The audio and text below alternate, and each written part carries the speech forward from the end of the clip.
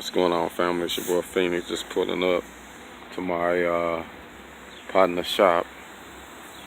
Me and him been doing some networking. He's the one that painted the dually.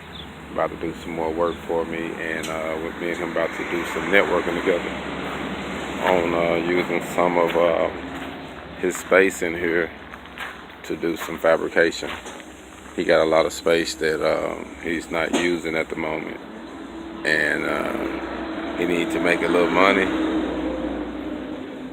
We need to make a little money, so we're gonna put our heads together and come up with something to make some money with and get paid.